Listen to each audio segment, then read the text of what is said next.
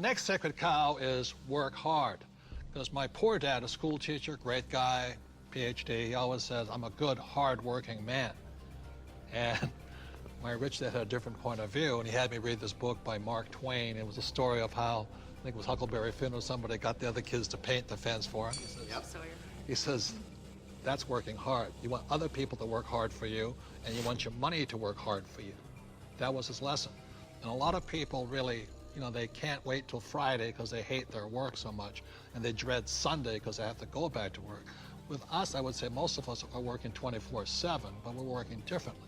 And I love my work. And it's challenging, there's problems and all that stuff, but I love it. So we work hard, but we don't work hard in the normal sense of working hard. The problem with working hard for money, because the rich don't work for money. The problem with working hard for money is you pay more in what, Tom? Taxes. Taxes. The harder you work for money, the more you will pay in taxes, right? Well, right. If instead of working hard for money, like you're talking about, instead if you work for assets, then you pay a lot less taxes because the tax law, again, is geared towards building assets. Because as we build assets, we build the economy. Time out. The big difference between E's and S's and B's and I's, E's and S's focus on the income statement, and B's and I's focus on the asset column. My rich dad simply said to me, he says, assets put money in your pocket whether you work or not, and liabilities take money from your pocket.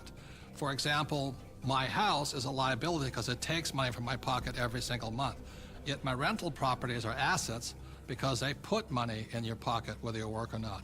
One of the reasons so many people are struggling financially today is they're buying liabilities they think are assets. As we build assets, the economy grows, and the employees get benefits also, because now we have more jobs for more employees.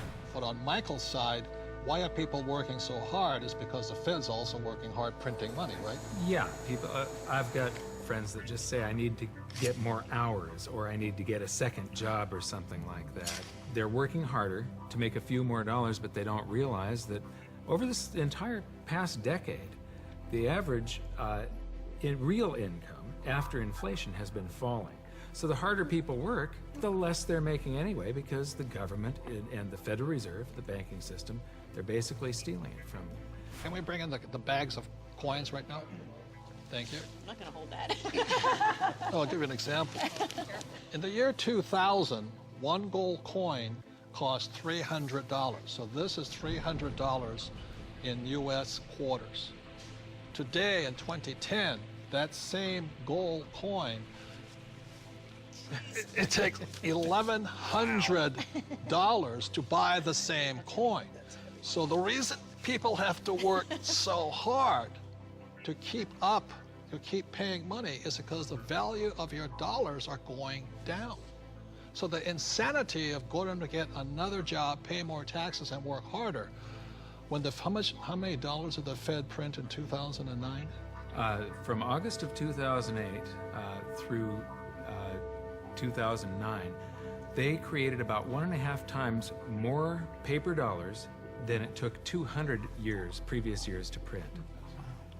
So that's why people are working harder, because your money is worth less. And it isn't the coin that changed. People don't understand that it isn't this price going up, it's the value of the dollar falling. It's the currency that's changing. The can of soup in the grocery store, that can of Campbell's soup, it's the same can with the same contents from back in 1950 when it was 15 cents to today where it's $1.95 or whatever it is. So that's why the rules have changed. In 1971, the US dollar stopped being money and it became a currency, it became debt. It became an IOU from the federal government. And the thing is, they can print as much as they like of it. And the more they print, the harder you have to work. It all takes place in your head. Take this glass here. In this case, the glass here is context. It holds the content, in this case, the water. E's and S's have a different context than B's and I's. Having a different context, E's and S's attract the sacred cows like go to school, work hard, live below your means.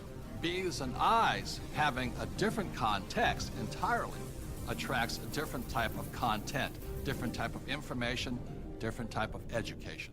Money is created out of your head. If you're a true B and I, you're not concerned is because just like the Fed, we can print our own